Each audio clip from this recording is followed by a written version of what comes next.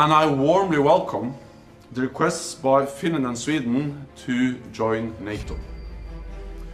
You are our closest partners, and your membership in NATO would increase our shared security.